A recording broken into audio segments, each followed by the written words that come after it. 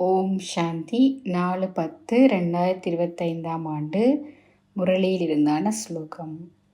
உங்களின் மனதின் பொறாமை மற்றும் முரண்பாடுகளுக்கு எல்லா வேளைக்குமாக விடை கொடுங்கள். நீங்கள் வெற்றி பெறுவீர்கள். பொறாமை என்ற விகார குணம் அனைத்து தடைகளுக்கும் பிரதானமான காரணமாக இருக்கிறது. இதனாலே அதிக முரண்பாடுகள் நமக்குள் ஏற்படுகின்றது. ஒருவர் தன்னை பிறரோடு ஒப்பிட்டு பார்க்கும்போது அவருக்குள் ஏற்படும் இந்த ஒரு குழப்பமான ஒரு உணர்வை பொறாமையாக உருவெடுக்கிறது. இந்த உணர்வுகள் நமக்குள் நாம் உருவாக்காதவாறு அத்தகைய வகையில் நாம் நமக்குள் ஒரு கட்டுப்படுத்தும் சக்தியை விருத்தி செய்து கொள்ள வேண்டும். அதனை நேர்மறையாக மாற்றிவிட வேண்டும். நாம் இனியவர்களின் விசேட தன்மையை அவதானித்து அவற்றை எமக்குள் உள்ளெடுக்க வேண்டும். அதை பார்த்து நாமும் எம்மை மேலும் வளர்த்து கொள்ள வேண்டும். ஒவ்வொருவருமே தனித்துவமானவர்கள்.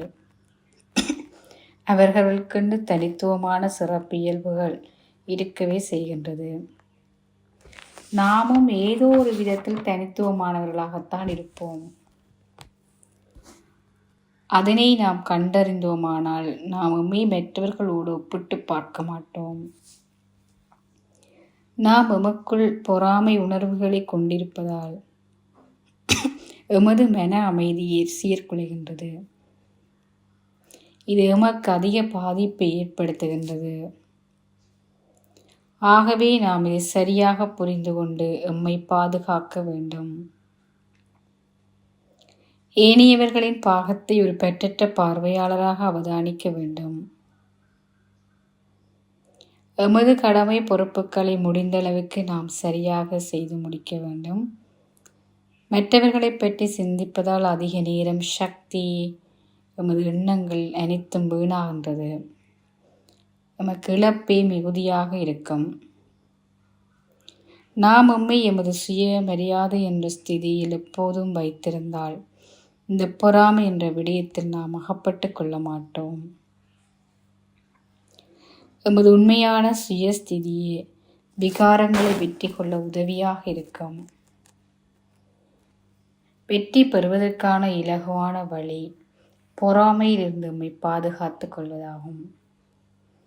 நான் யார் என்ற உண்மையான அறிமுகத்தை, இதன் விழிப்புணர்வை நாம் கொண்டிருக்கும் போதும் இந்த நிலையில்லாத அனைத்து பேறுகளை அடைவதற்கு நாம் பொறாமை கொள்வதிலிருந்து எம்மை பாதுகாத்து கொள்ள முடியும். நாம் முயற்சி செய்தால் நிச்சயமாக அதற்கான பலனை நாம் பெறுவோம். முயற்சி செய்வதை நாம் என்றுமே நிறுத்தக்கூடாது.